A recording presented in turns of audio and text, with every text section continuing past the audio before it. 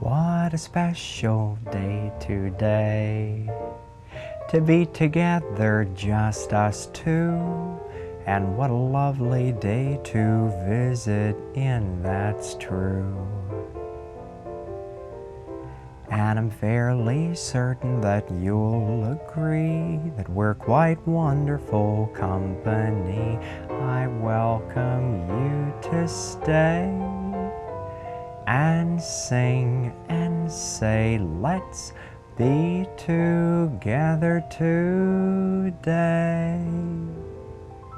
Hi, story friend, how are you? I'm glad to be with you.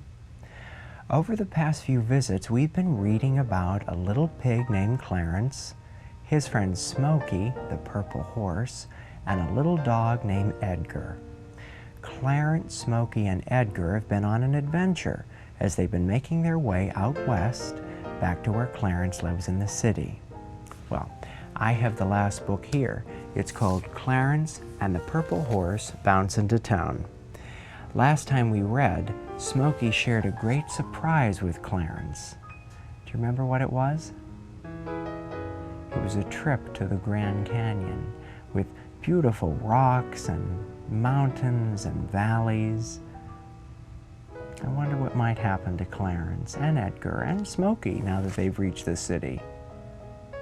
Well, why don't we just think more about them now as we enjoy our story time.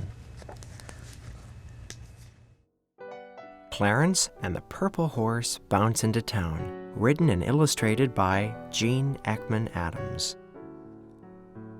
Clarence, Smoky, and their dog Edgar clop into the city. They've been out west, climbing mountains, crossing rivers, and camping out under the twinkly stars at night. Clarence can hardly wait to sleep in his own bed. We'll stay at my apartment with my sister Fern. She works in a string factory. Would you like to see her picture? Not quite yet, says Smoky. Fern is a very good cook, says Clarence. I hope she has a lot of hay, replies Smoky. Edgar hums excitedly. They find Clarence's building on Eggplant Avenue, which has a big blue canopy, a very small elevator, and little round buzzers by all the doors. Fern, squeaks Clarence. This is my friend Smoky. I brought him home for my vacation. He lived on a ranch. And this is our dog Edgar, who hums and dances. Oh, what a handsome creature! Fern kisses Edgar on the nose, and her nephew Tiny falls out of her pocket. Edgar jumps up and down and says, "Hello." Hello? Clarence and Smoky have never heard Edgar speak. They nearly fall over with surprise. Clarence notices Fern has redecorated the apartment. His nose starts to twitch. Clarence tells me you like to eat plants, says Fern. Hey, corrects Smoky politely. I love to cook plants. Tonight I will make you my famous spinach tasties.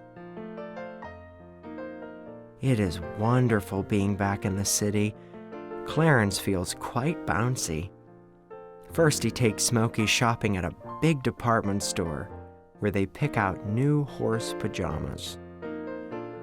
Then they visit the park where Clarence points out the very sparkly sidewalks. They take Edgar to the aquarium to visit Bubbles. Edgar doesn't like being away from Fern.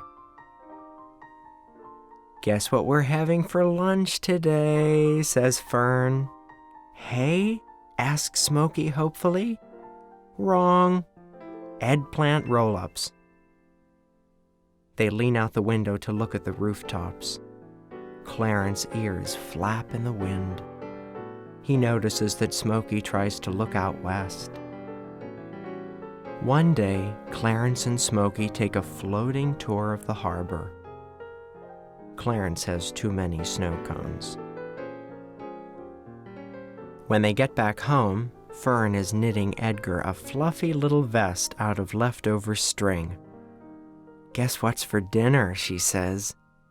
"Hay?" guesses Smoky. "Wrong. Avocado boats with smashed potatoes." They all sleep like rocks. Clarence wants to show Smoky a fancy restaurant with big napkins and lots of silver forks. They get all dressed up and go out to eat. "I have already ordered," says Fern importantly. "Carrot blobs for everyone." After dinner, Clarence asks, "Edgar, do you notice that Smoky is not looking well? A little pale, perhaps?" Edgar hums happily and says, "Hello." Clarence sighs and presses on his nose, and he worries. The next day, Clarence was going to take Smoky to the library to see the lions. He goes by himself. He does not have a good time. When Clarence gets home, he sees the duck doctor from upstairs inspecting Smoky. The doctor listens to Smoky's stomach and peeks down into his ears.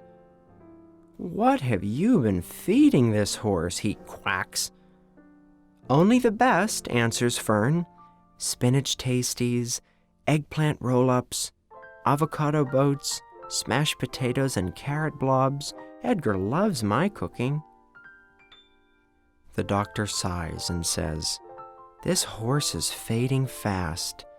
He needs clean mountain air and plain grass hay." Clarence nearly stops breathing. Smoky? Fading? Mountain air? Grass hay?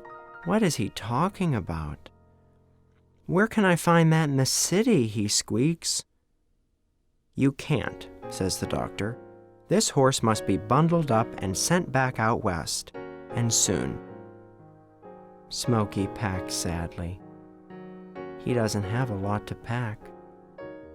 "I will miss you, little Clarence," he says, patting Clarence carefully with his hoof. Before Clarence knows it, Smoky is gone. What to do? What to do? What to do? Agonizes Clarence, pressing on his nose. Let Smoky go? By himself? Or go with him? But leave the city? So soon? Leave the apartment and his bed? Leave the sparkly sidewalks and the snow cones? Leave Fern's cooking and Edgar? Clarence thinks of Smoky on the bus, all alone. Maybe he won't know how to work the reclining seats. Maybe he won't know where to get off the bus. Maybe he'll get bus sick. Clarence can only think of one thing to do. Pack, pack, pack. Hug, hug, hug. Run, run, run. Wait, wait, wait, squeals Clarence. Smoky is amazed to see Clarence on the bus. Fern is cooking broccoli bombs for dinner tonight, and Edgar wanted to stay. They'll visit us on their vacation. What? Says Smoky. Clarence climbs up into the bus seat. He's nearly out of breath. I decided I better come with you, he explains. You might have trouble with your pajamas or something. Smoky opens his eyes wide, really wide, and then he turns purple.